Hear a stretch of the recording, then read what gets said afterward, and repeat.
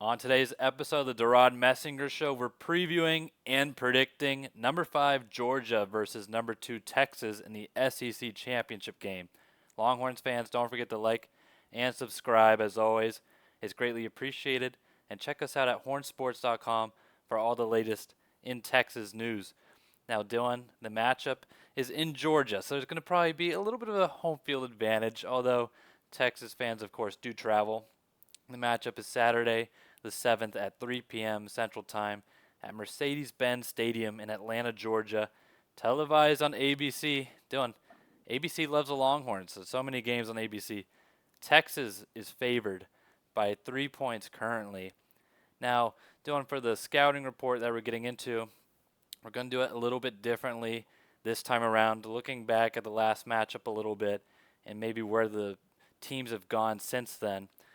But also, Dylan, to set the table, I have a little quote from Mr. David Ershon of the other guys to really set the table here, and then I'll let you take it away.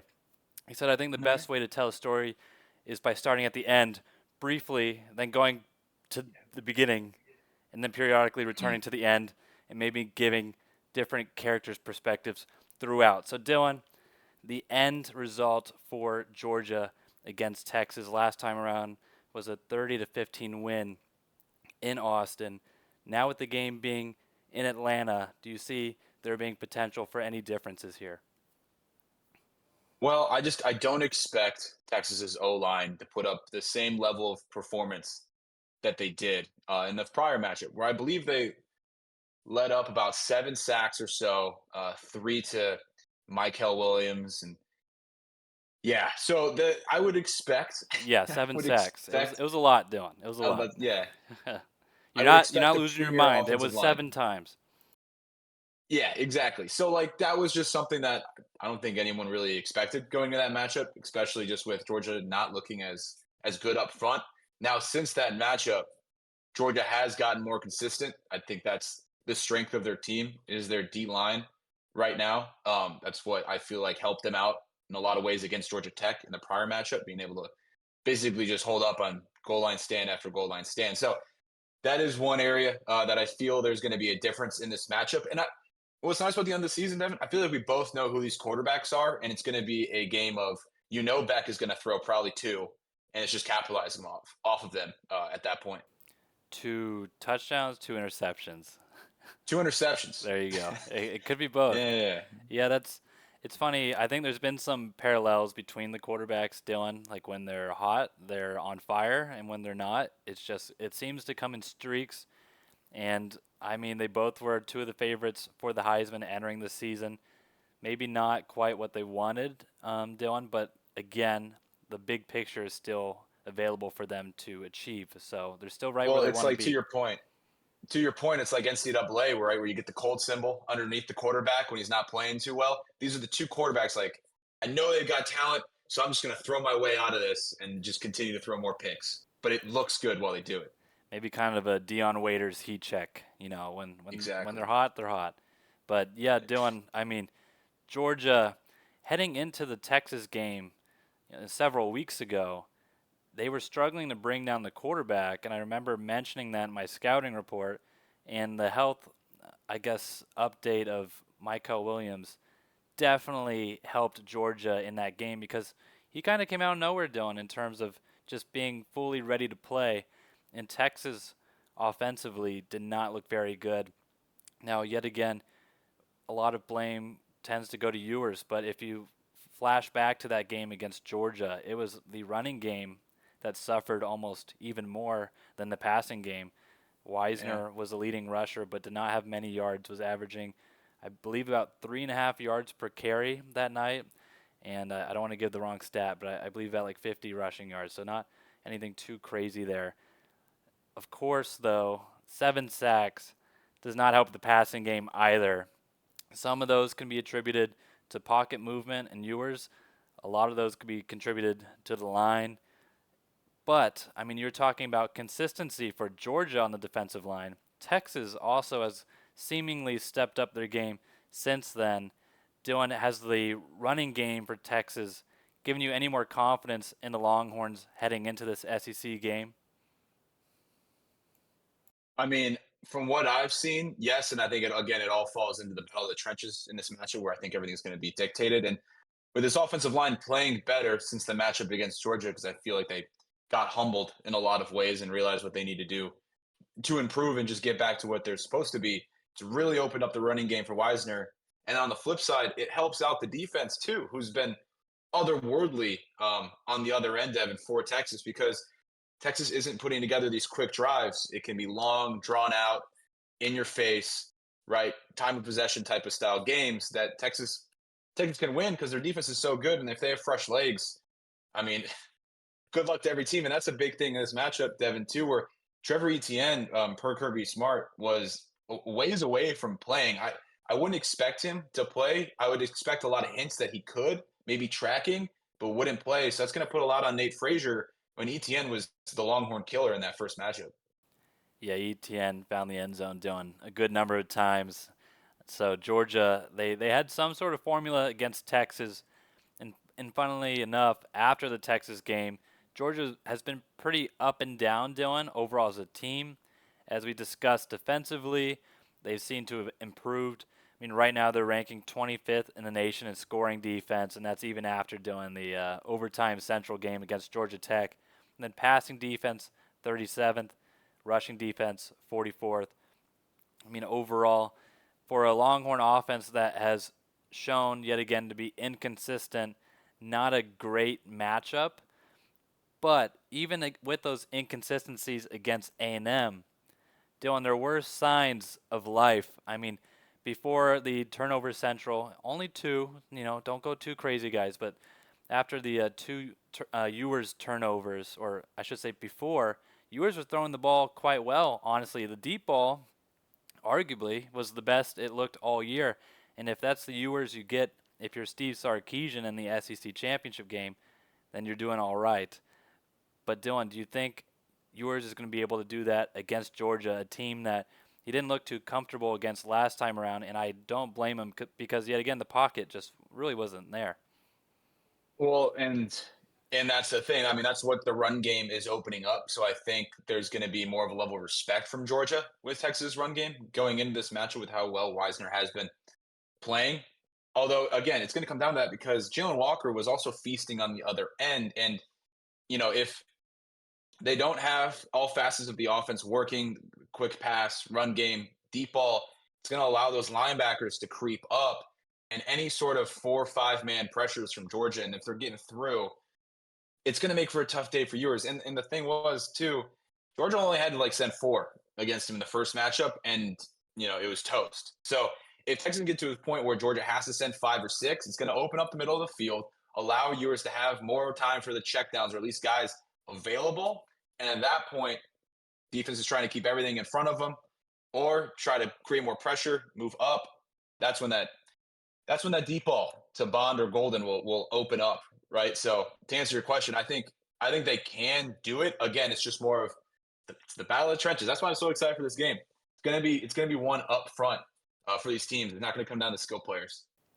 Yeah, and Dylan, just about the game itself, it's kind of an interesting game for the Longhorns because, I mean, they've pretty much clinched a playoff spot, bearing something really unforeseen like Dylan mental trauma with the committee. I'm gonna say it. Breaking news: Texas is in the playoff. They're in. Texas is in. I'm just gonna stop you now. It They're would in. it would take a meteor to really disrupt that, and if that happened, Dylan, I don't think college football would be played this next weekend. Just heads up to I think everybody. it'll be all right. Yeah, I think Texas will be all right. But it is an interesting scenario because a loss here does not kill them, and they're still going to most likely be in a favorable matchup regardless. But, of course, if you win this game, you have a bye week to begin the playoff, and any team can beat any team, especially this year. A bye week is quite valuable in a year like that, Dylan. Now, we had a scouting report. Now we're going to X Factors. What is your group or player to watch here? So I highlighted it a little bit earlier, but Nate Frazier is going in for Trevor Etienne, and I think that is going to be the it's going to be a deciding factor because he was the leading rusher for Georgia in the loss to Ole Miss, but I believe only produced about 44 yards, maybe a little bit more, but it was under 60 or so. And the winning formula for Georgia has been a rushing attack, right? We've seen that in all their wins, what they've been able to do, right? And Frazier, he's a freshman, he's a powerful runner. He will run through people's faces. So if guys don't want to tackle or are hesitant, that's when he's going to be at his best. So getting Texas to respect that aspect of Georgia with ETN more than likely out in this game is going to decide this. Because if Frazier gets above, I would say probably 90 yards rushing, I think Georgia's in a spot to keep the game. Take a commanding lead or just keep it close, right? Instead of the wheels coming off because Beck's having to do it all himself, and we see what happens with Beck when he tries to do. He's got the arm talent, right? But man, like I said earlier, Well, he's that's just going to give the defense some. Jameis Winston like. well. Hey, Lord, deliver me from these interceptions. Win- Pick six. Winston definitely has those streaks, Dylan. But Beck, yet again, we talked about it. Entering this game, you don't know which one you're going to get, and as you said, he tends to have a couple of just quarterback errors a game. I mean, everybody does. He makes a lot less errors than the average quarterback. But entering this game, we might get a Beck, Dylan, that is just absolutely on fire. And so that's going to be something to watch out for, is really the confidence level for him, Dylan, in this game against the Texas defense that's been pretty solid and played against him well, forcing 3 interceptions in the last matchup. So I don't think the Texas defense is worried. The Georgia receivers aren't the elitist of the elite either, Dylan. If you Not guys, after that last week's, man. yeah, I if don't you know. Yeah, guys Georgia watched, Tech, not a 8 great, drops or so, I feel like. not a great stock game for the Georgia wideouts. But No. all that to say, the offense is a streaky group. Now, Dylan, for my X factors, oh, go ahead. Well, I'm just saying, I just want to preface it again. Beck, I respect the way that he plays, Devin. Now, I've told you this. I like the way that he plays the game. He's also, I don't know, trying to think, like, it's a Jameis Winston type, almost Eli Manning, right? Where it's like, if there's no adversity for him on the field, he will create his own adversity and then battle through said adversity. That's when he's at his best, right? So, again, I think no matter what, Beck can go off at any moment. So it is, a shot in the cannon, basically, or lightning in a bottle, I want to say. Dear Lord, the analogies and metaphors. I Okay. messed up the first one. Don't worry about it. We're gonna move on. Boy. We're gonna move on. Dylan, I really wish I just took the X factors right off the bat because you set me up, but I let you open the segment because the Thank you. X factor for me is the Texas offensive line because yet again they allowed 7 sacks in the last matchup against Georgia. And for anyone that is new to college football, 7 sacks is not ideal if you're trying to protect your quarterback. Now, you were still, Dylan, seemingly dealing with injury, so we're going to see how mobile he can be in the pocket. I mean, against A&M, he broke a long run pretty early in the game, which looked like he still has some legs left in him, Dylan. So we'll see the extent, maybe an extra week of recovery. Of course, you played a game before that week of recovery. Maybe it's gotten better, maybe it hasn't, but that's something to watch out for. But it looks like the Texas offensive line has gotten better since the Georgia game. However, it's a trust but verify situation where I've seen the group, as I said, play better, but now you're playing the team that just absolutely wrecked you. So I'm going to have to wait and see how that goes. And it's a big factor for several reasons. Dylan really broke it down earlier as to why. But if the running game can really just be present, Dylan, I mean, it could be a totally different game for the Longhorns, at least being able to make things competitive because the last game, it was borderline competitive, but more so just Georgia throttling Texas, in all honesty. Now, Dylan, we're moving on to danger level here. This is an interesting week for the danger level. What are you giving it? Yeah, breaking news. I've got it at a 10. I mean, Texas is playing the team that created their sole loss, right? And at a certain point, depending on how this goes, again, like there could just be a scenario where Georgia is just the worst matchup for Texas in every sense of the word when it comes to what they're able to do on the edge to create pressure, just the athleticism they have on defense, as well as just having a very good offensive line, considerably, I would say, better than A&M. So the same kind of goal line stance that Texas was able to handle against A&M, it's not going to be the same for Georgia. I wouldn't expect that every time, right? So I just think with the physicality of this game and both teams being able to match up talent wise, like no surprise, both teams are loaded with 5 stars and NFL talented players. So, you know, iron sharpens iron. It's going to be a great game. But again, Georgia just matches up really well against Texas. And, you know, I'd be crazy, Devin, if I wasn't saying it was a 10. Yeah, Dylan, it's interesting because just the stakes here, yet again, technically not as high as they should be for an SEC championship game. I'm going to blame the 12 game or 12 team playoff, excuse me, on that. Should we go back to computer systems? I don't know. Maybe I'm a BCS guy at heart, Dylan, but don't hold that against me. For this game, it's got to be a high danger level. I mean, if you're below an 8, I question something. I mean, we'll send you somewhere to get checked out. It will be free of charge. But Dylan, I'm going 10 here. Like you said, some teams just have better matchups than others. And for Texas here against Georgia, it's kind of similar to the playoff, just how it shook out last year. Shaken? You know, past tense word. Okay. Shooketh. Yeah. How it shooketh out last year because it just was not an ideal matchup for the Longhorns out of the gate, and they stumbled. Here, it's just the matchup is set. I mean, Georgia yet again beat Texas pretty good last time around, and unless Texas does something drastically different, it's going to happen again. So there has been improved play, but of course, Sark and the boys, Dylan, the reason why it's a high danger level, I'm putting it at a 10 here as well if I didn't mention that earlier.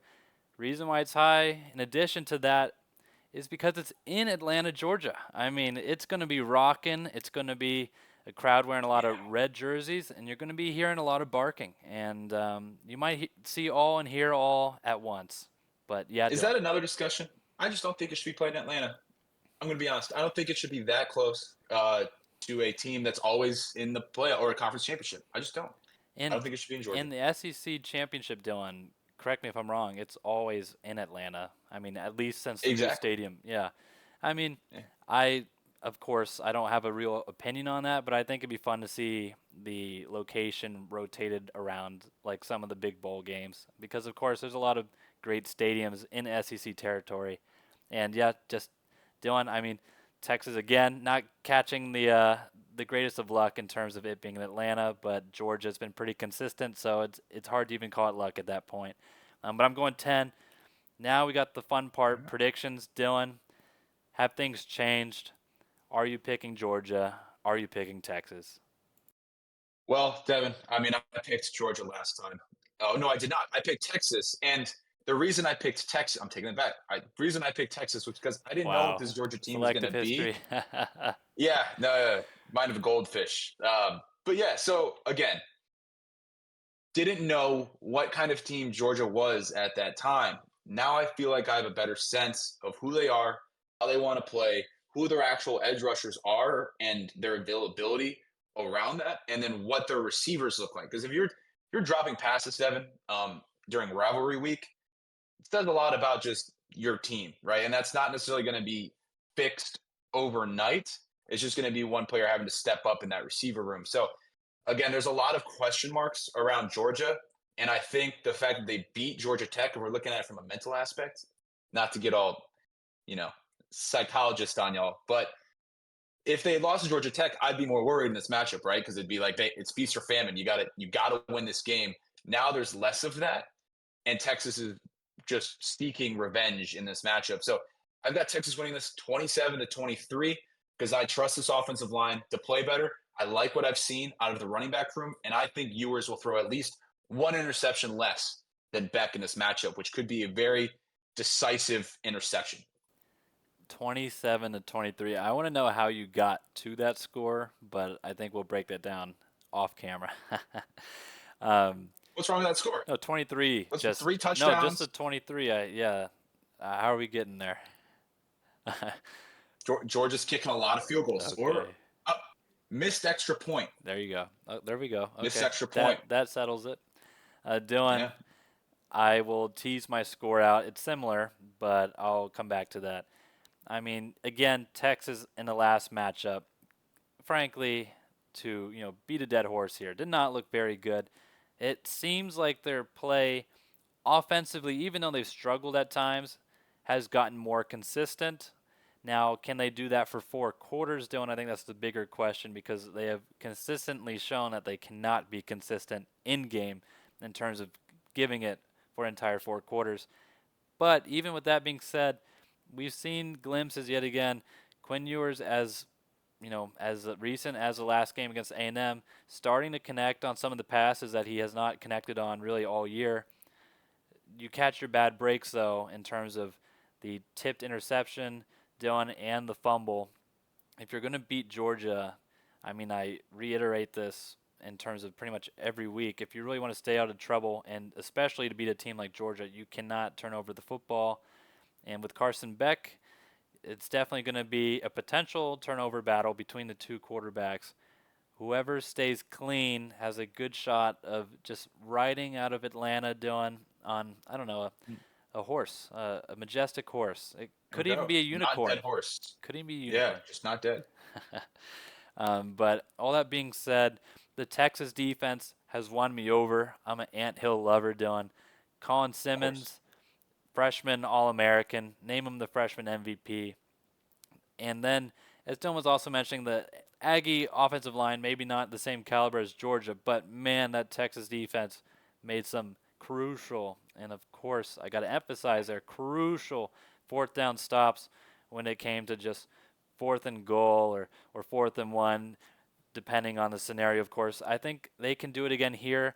ETN's health updates will be important to watch, as Dylan was discussing earlier. If ETN's feeling great, maybe I'm not as confident.